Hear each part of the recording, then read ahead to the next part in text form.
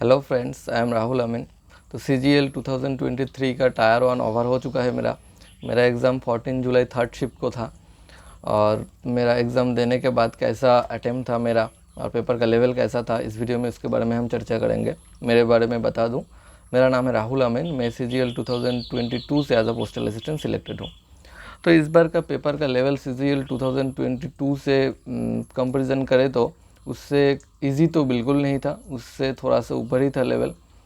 तो मेरा जो अटेम्प्ट था वो 76 था, 76 अटेम्प्ट करके आया।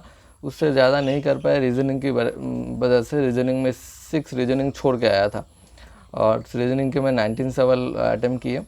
रीजनिंग के जो छोड़ने वाले क्वेश्चन थे उसमें से मेरा जो सीरीज़ का 2 सवाल मैंने छोड़ के आया था।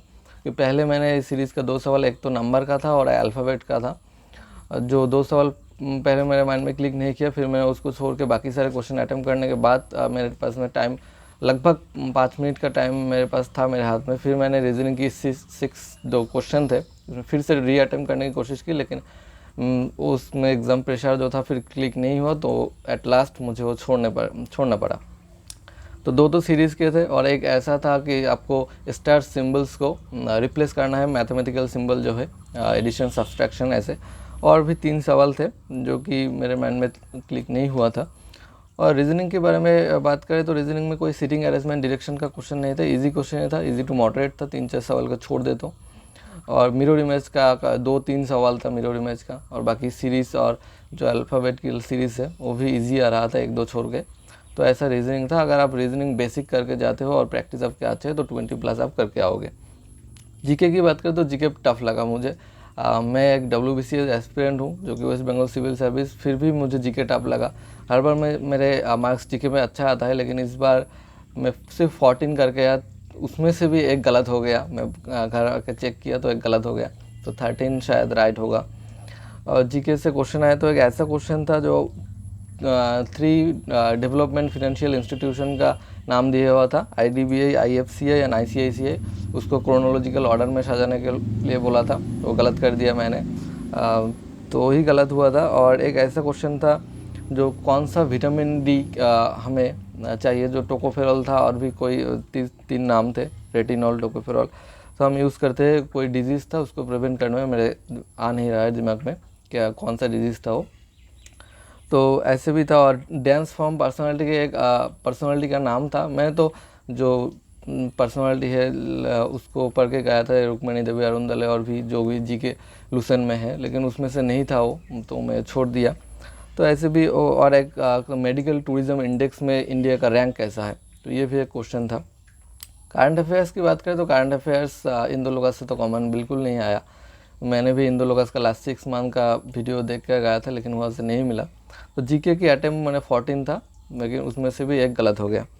मैथ की बात करें, मैथ इजी टू मॉडरेट था। मैथ में 20 क्वेश्चन अटेम्प्ट किए और 99% चांस है कि 20 क्वेश्चन ही करेक्ट होगा। मैथ की बात करें तो मैथ में एरिथमेटिक का टाइम एंड वर्क का मेरे तो सब में 4 सवाल आए थे, एक पाइप एंड सिस्टम का आया था, और कंपाउंड इंटरेस्ट का कोई क्वेश्चन नहीं था, सिंपल इंटरेस्ट का ही 2 क्वेश्चन था। टाइम स्पीड डिस्टेंस का क्वेश्चन था और रेस का, एक सर्कुलर रेस का क्वेश्चन था। और अगर एडवांस मैथ की बात करें तो 2 ट्रिगोनोमेट्री का क्वेश्चन था, जिसमें से एक में तो सिर्फ वैल्यू पुट करना है आपको।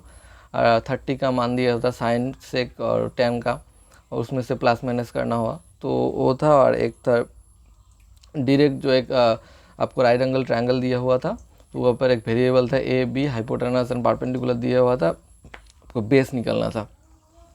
तो ऐसा था। और एलजेब्रा का एक सवाल था जो इजी था, x + 1/x = 7, x⁶ + 1/x⁶ = how many numbers, तो वो क्वेश्चन था। और मेंसुरेशन 3D का बेसिक जो फार्मूला बेस्ड क्वेश्चन है वो था। और जियोमेट्री का सर्कल का क्वेश्चन था, जो सर्कल दिया हुआ था, उससे एक थीटा और 2 थीटा का जो फार्मूला है, अगर सर्कल के अंदर आप ट्रायंगल ड्रॉ करो तो डायमीटर से जो ऊपर से जो ऊपर को जो सर्कल को टच करता है उसका एंगल दिया होता है, और नीचे का एक एंगल मांगा था जो 2, ऊपर का अगर थीटा होगा तो नीचे का 2 थीटा होगा, ऐसा एक सवाल था। तो मैथ इजी टू मॉडरेट था, डूएबल है। अगर आप बेसिक करके जाते हो तो आप कर पाओगे, 20+ हम आराम से कर पाओगे विथ एक्यूरेसी। इंग्लिश की बात करें तो इंग्लिश इजी था, इंग्लिश में 23 कर पाया और लगभग 23 करेक्ट हुआ, मैं तो 99% चांस है। इंग्लिश की बात करें तो इंग्लिश पैराजम्बल 2 पैराजम्बल थे, इजी था। और क्लोज टेस्ट एक ग्लोबल वार्मिंग को लेके था, वो भी इजी लगा मुझे। पाँचों के पाँचों जो ब्लैंक स्पेस थे वो पर बैठना हुआ, तो वो इजी था। और एक सिनोनिम था एडाक्वेट को लेकर, तो इजी था, मैं कर पाया। मेरे माइंड में यही 3-4 क्वेश्चन अभी आया जो रिकॉल कर पाया मैंने। OWS एक एथिस्ट को लेकर था जो who does not believe in gods, and एक स्पेलिंग मिस्टेक था इम्प्लीमेंटेशन, जो इम्प्लीमेंटेशन का स्पेलिंग मिस्टेक, और एरर डिटेक्शन था सब्जेक्ट वर्ब एग्रीमेंट को लेकर ही था। और होमोनिम से आपको ब्लैंक दिया था और वो पर एक होमोनिम दिया गया था, उससे जो सही 4 ऑप्शन दिए हुए थे कौन सा सही फिट बैठता है। इम्प्रूवमेंट, सेंटेंस इम्प्रूवमेंट का 2-3 क्वेश्चन था। इंग्लिश इजी आ रहा था, इंग्लिश आप कर पाओगे अगर आपका बेसिक स्ट्रांग है और ग्रामेटिकल कॉन्सेप्ट आपका अच्छा है, इंग्लिश कर पाओगे। 20+ तो हमेशा ही कर पाओगे। अगर मेरे तो मैंने पहले ही बता दिया, मैंने 76 अटैम्प्ट किए, और अगर सिर्फ अटैम्प्ट की बात करें तो 75+ तो करना होगा, क्योंकि इस बार वैकेंसी भी कम है। पिछली बार के कंपैरिजन तो बहुत कम है। आपको अगर कंपैरिजन करना है तो 2021 से करें, उसका कट ऑफ तो 130 था ईयर के लिए। उस बार 15 टाइम्स कैंडिडेट को सिलेक्ट किया था टायर 2 के लिए, लेकिन इस बार शायद नहीं करेगा, 10 टाइम्स ही करेगा, 75 to 80,000 करेगा, तो कट ऑफ हायर जाने के चांसेस बहुत ज़्यादा है। अगर आपकी रॉ 130+ आ रहा है, 75 क्वेश्चन आप करके आते हो 90% प्लस एक्यूरेसी के साथ, तो आपका हो जाएगा। तो ऐसा था मेरा एग्ज़ाम। तो आपके जो आगे आने वाले दिन में आपका एग्ज़ाम है, अच्छे से दिए, आप अच्छे से दो और बेसिक रिवीजन करके जाओ और ज़्यादा प्रेशर ना लो और अच्छे से दो, हो जाएगा। Best of luck. Thank you for watching this video. Thank you guys.